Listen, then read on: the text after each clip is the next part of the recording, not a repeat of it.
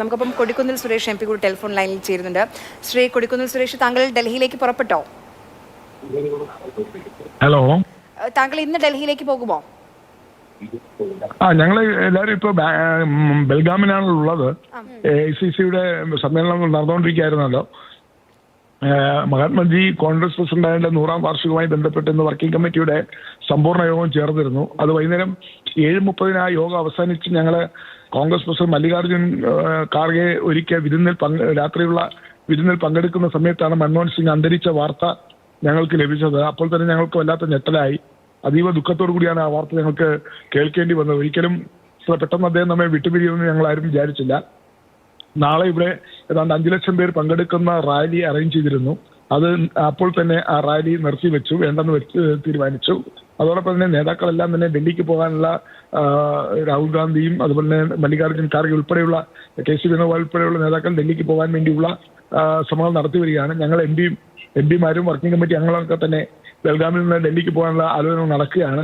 ഞങ്ങൾക്ക് പോകാനുള്ള ഫ്ലൈറ്റിന്റെ അസൗകര്യമാണ് ഇപ്പോൾ ഏറ്റവും വലിയ പ്രശ്നമായിരിക്കുന്നത്. അത് എങ്ങനെ പരിഹരിക്കാൻ പറ്റുമെന്ന് ഇപ്പോൾ ചർച്ചകൾ നടന്നുകൊണ്ടിരിക്കുകയാണ്.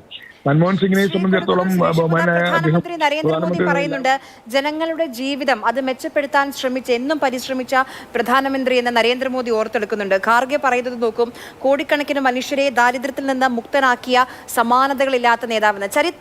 ചരിത്രം എങ്ങനെയായിരിക്കും ഡോക്ടർ മൻമോഹൻ സിംഗിനെ അടയാളപ്പെടുത്തുക താങ്കളുടെ കാഴ്ചപ്പാടിൽ? ഇന്ത്യൻ സമ്പദ്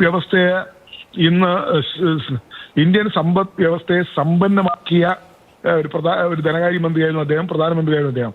ഒരുപക്ഷെ ലോകത്ത് പല രാജ്യങ്ങളും സാമ്പത്തിക പ്രതിസന്ധിയിൽ കൂപ്പുകുത്തിയപ്പോൾ ഇന്ത്യ ആ സാമ്പത്തിക പ്രതിസന്ധിയിൽ അകപ്പെടാതെ ഇന്ത്യയുടെ സമ്പദ് വ്യവസ്ഥ ബലിഷ്ഠമായി നിൽക്കുന്നതിന്റെ കാരണം തന്നെ അമേരിക്ക തന്നെ വിറങ്ങലിച്ചു. അമേരിക്ക തന്നെ സാമ്പത്തിക രംഗത്ത് വലിയ പ്രതിസന്ധിയെ നേരിട്ടു. ലോകത്തെ പല വികസിത രാജ്യങ്ങളും വലിയ തകർച്ചയിലേക്ക് പോയപ്പോൾ ഇന്ത്യ പോലുള്ള ഒരു രാജ്യത്ത് സമ്പദ് വ്യവസ്ഥയ്ക്ക് ഒരു കോട്ടവും സംഭവിക്കാതെ നിലനിന്നിരുന്നുവെങ്കിൽ അത് മൻമോഹൻ സിംഗ് അടിത്തറയിട്ട ആ സമ്പദ് വ്യവസ്ഥ നമ്മുടെ രാജ്യത്തിന് നൽകിയ കരുത്താണെന്നുള്ള കാര്യത്തിൽ യാതൊരു സംശയമില്ല.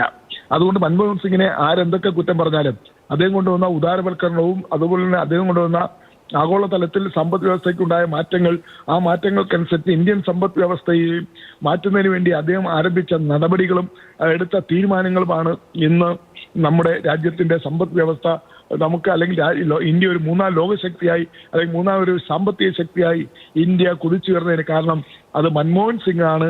മൻമോഹൻ സിംഗിന്റെ നേട്ടമാണ്. റിസർവ് ബാങ്ക് ഗവർണർ എന്ന നിലയിൽ ധനകാര്യ കമ്മീഷൻ ചെയർമാൻ എന്ന നിലയിൽ, അങ്ങനെ പ്ലാനിംഗ് കമ്മീഷനിൽ പ്രവർത്തിച്ച വ്യക്തിത്വം എന്ന നിലയിൽ ലോകം അറിയപ്പെടുന്ന സാമ്പത്തിക വിദഗ്ധനെയാണ് അന്നത്തെ പ്രധാനമന്ത്രിയായിരുന്ന നരസിംഹറാവു അദ്ദേഹം മനസ്സിൽ കണ്ടത്. അങ്ങനെ നരസിംഹറാവുവാണ് അദ്ദേഹത്തെ റിസർവ് ബാങ്ക് ഗവർണർ സ്ഥാനത്ത് രാജിവെപ്പിച്ച് ഇന്ത്യയുടെ ധനകാര്യമന്ത്രിയാക്കി കൊണ്ടുവന്നത്. അത് ധനകാര്യമന്ത്രിയായി അത്തരം മൻമോഹൻ സിംഗിനെ പോലെ ഒരാള് അന്നത്തെ കാലഘട്ടത്തിൽ രാജ്യത്ത് വന്നില്ലായിരുന്നുവെങ്കിൽ നമ്മുടെ രാജ്യത്തിന്റെ ഇന്നത്തെ അവസ്ഥ അതീവ ഗുരുതരവും അപകടകരവുമായിരുന്നു.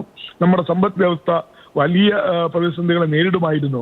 ആ പ്രതിസന്ധിയിൽ നിന്നെല്ലാം നമുക്ക് മുക്തമായി മുന്നോട്ട് പോകാൻ എല്ലാ രംഗത്തും വലിയ മറ്റ് വികസിത രാജ്യങ്ങൾക്കൊപ്പം ഉദാരവൽക്കരണത്തിലൂടെ സാമ്പത്തിക പരിഷ്കാരത്തിലൂടെ ഇന്ത്യക്ക് മുന്നേറാൻ കഴിഞ്ഞത് മൻമോഹൻ സിംഗ് എന്ന ആ വ്യക്തിത്വമാണ്. അദ്ദേഹത്തിന്റെ ദീർഘവീക്ഷണമാണ്, അദ്ദേഹത്തിന്റെ സാമ്പത്തിക കാഴ്ചപ്പാടുകളാണ്. വളരെയധികം നന്ദി ശ്രീ കൊടിക്കുന്നിൽ സുരേഷ്. ഡോക്ടർ മൻമോഹൻ സിംഗിന്റെ കീഴിൽ മന്ത്രിയായി പ്രവർത്തിച്ച ആ ഒരു ഓർമ്മ കൂടിയാണ് അദ്ദേഹം പങ്കുവച്ചത്. ഡോക്ടർ മൻമോഹൻ സിംഗ് നമ്മളോട് വിട പറയുകയാണ്, രാജ്യത്തോട് വിട പറയുകയായിരുന്നു. 2004 മുതൽ 2014 വരെ ആ 10 വർഷക്കാലം പ്രധാനമന്ത്രിയായിരുന്നു. അതുമാത്രമല്ല, ഒരുപക്ഷെ രാജ്യം കണ്ട ഏറ്റവും മികച്ച സാമ്പത്തിക വിദഗ്ധൻ കൂടിയാണ് നമ്മെ വിട്ടുപറയുന്നത്.